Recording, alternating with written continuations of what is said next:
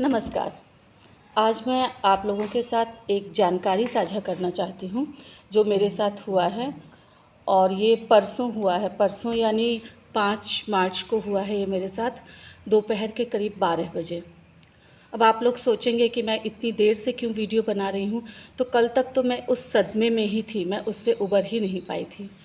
आज मैं बता रही हूँ जिससे कि जिन जिन के बच्चे बाहर रहते हैं, अपने पेरेंट्स के पास नहीं रहते, वो कृपया सावधान हो जाएं। तो हुआ कुछ यूँ कि मैं तो घटना कुछ इस तरह है कि मैं एक टीचर हूँ। मैं क्लास में थी, क्लास 8 की क्लास में थी। 12 बज रहे थे दोपहर के और मैंने बच्चों को कुछ लिखने के लिए देखे और मैं घूम के देख रही थी बच्चों को। तब तक में एक लड़के ने बोला कि मैडम आपका मोबाइल बजा।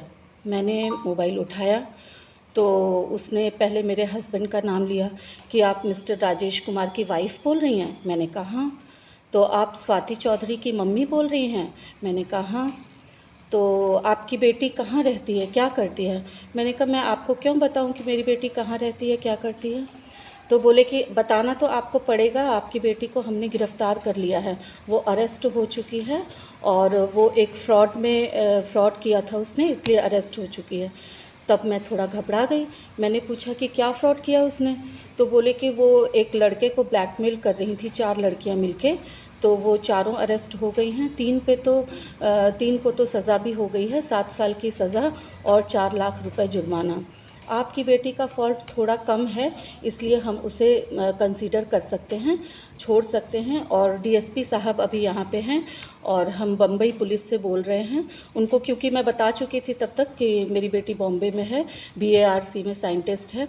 तो उन्होंने बोला कि हम बॉम्बे पुलिस से बोल रहे हैं और यहाँ पे डीएसपी सर बैठे हुए हैं, एक मैडम हैं, उनसे हमने रिक्वेस्ट की है, हम आपकी बेटी को छोड़ सकते हैं। अब चूँकि मेरी बेटी अरेस्ट हो चुकी, इतना सुनते ही मुझे लग रहा था कि फ्रॉड हो रहा है मेरे साथ, लेकिन फिर भी मैं मतलब बहुत घबरा गई। फिर मैंने बोला कि आप मेरी बेटी से बात करवा सकते हैं मेरी? तो उन्होंने बात भी करवाई और बात करवाने के दौरान उन्होंने मेरी बेटी की जो आवाज़ सुनाई, वो बिल्कुल हूबहू मेरी बेटी की ही आवाज़ थी। और वो बोल रही थी कि मम्मी मुझे बचा लो, मम्मी हमने कुछ नहीं किया, इन लोगों ने मुझे फंसा दिया, मम्मी इस बार बचा लो प्लीज़। तो मैं बहुत ज़्यादा घबरा गई। फिर मैंने कहा कि अच्छा बताइए अब इसको बचाने के लिए क्या करना होगा? तो उन्होंने कहा कि आपको थोड़ा खर्चे पानी का इंतज़ाम करना होगा। मैंने कहा कितना पैसा? तो बोले कि 60,000 आपको देना होगा। अब गलती से मैंने 60,000 को 7,000 सुना।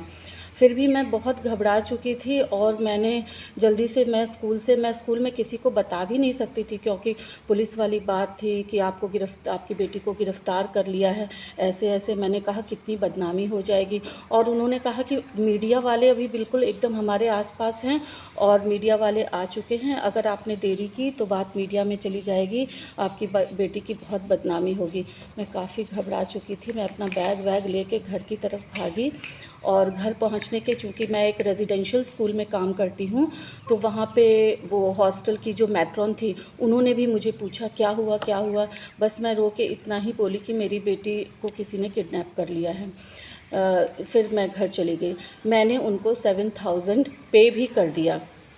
उसके बाद और वो लोग मुझे ना तो, क्योंकि इस दौरान जब मैं जा रही थी घर, तो मेरे में जो साथ काम करने वाली हैं टीजीटी एसएसटी मैडम और टीजीटी इंग्लिश मैडम, इन लोगों ने मुझे एकदम बदहवास सा जो जाते हुए देखा, तो मुझे बार बार फ़ोन करने लगी, मैसेज किया कि एवरीथिंग इज़ ओके। लेकिन मैं उनको बोल रही हूँ कि मेरा फ़ोन आ रहा है, मैं क्या फ़ोन रिसीव करूँ? उन्होंने बिल्कुल मना कर दिया कि ना तो आप अभी कोई फ़ोन कॉल रिसीव कर सकती हैं और ना ही फ़ोन काटिएगा, क्योंकि अगर आपने ऐसा किया तो हम मीडिया वालों में तुरंत दे देंगे, आपकी बेटी को हम बचा नहीं पाएंगे। और वो लोग बार बार कसम खा रहे थे, बहना इसकी कसम, उसकी कसम, माता रानी की कसम, काली माता की कसम, तुम्हारी बेटी बिल्कुल सुरक्षित है, तुम खाली पैसे पेमेंट कर दो। मैं घबराई हुई, मैंने 7,000 पेमेंट कर दिए। उसके बाद उन लोगों ने बोला कि स्क्रीनशॉट भेजिए। मैंने कहा मुझे इतना नहीं आता है, मैं बिना फ़ोन काटे आपको कैसे स्क्रीनशॉट भेजूँ? तो बोले कि उन्होंने मुझे प्रोसेस बताया कि ऐसे बैक में जाइए और स्क्रीनशॉट भेजिए। मैंने भेज दिया। फिर उन्होंने, वो लोगों को बहुत गुस्सा आया कि 7,000 भेजा, हमने तो 60,000 कहा था। तो मैं गलती से सुन नहीं पाई थी। उन्होंने बोला 60,000 भेजिए। अब मैं और घबरा गई। मैंने बोला मेरे पास तो इतने पैसे नहीं हैं अभी। तो बोले कि आपके पास कितने पैसे हैं अभी? मैंने बोला मेरे पास तो 20,000 ही हैं। तो बोले कि ठीक है, आप और 13,000 भेजिए, उसके बाद हम सोचते हैं। तब तक में मुझे कहीं न कहीं लग रहा था कि मेरे साथ कुछ गलत हो रहा है। तो मैंने एक पेन लिया और घर से बाहर निकल के किसी तरह से मैंने मैट्रॉन मैडम के हाथ पे अपने हस्बैंड का नंबर लिखा और उनको इशारे में बोला कि आप इनको फ़ोन करिए और बोलिए कि बेटी खतरे में है। मैट्रॉन मैडम ने फ़ोन किया, मेरे हस्बैंड ने तुरंत मेरी बेटी को फ़ोन करके कंफर्म किया, वो बिल्कुल सही सलामत थी, अपने रूम में थी। उसके बाद मैट्रॉन मैडम को उन्होंने फिर से फ़ोन किया, फिर टीजीटी इंग्लिश मैडम भी तब तक मेरे पास पीछे से पहुंच चुकी थी, अपर्णा मैडम। उन्होंने बोला कि मैंने भी बात की है, बिल्कुल आपकी बेटी को कोई प्रॉब्लम नहीं है, बिल्कुल। और तब तक में ये जो स्कैमर था वो फ़ोन पे ही मेरे साथ था, व्हाट्सएप नंबर पे मेरे से बात कर रहा था। और उसके बाद फिर मैं थोड़ा सा रिलैक्स हुई, फिर इंग्लिश मैडम को मैंने फ़ोन दिया, इंग्लिश मैडम ने भी उससे बात की, उसको डांटा। तो इस तरह से उन्होंने मेरी बेटी की आवाज़ निकाल के बिल्कुल हूबहू और मुझे परेशान किया। तो ऐसे ही अभी इन स्कैमर्स का बहुत लोगों को फ़ोन जा रहा है, तो कृपया आप लोग सावधान रहें। धन्यवाद।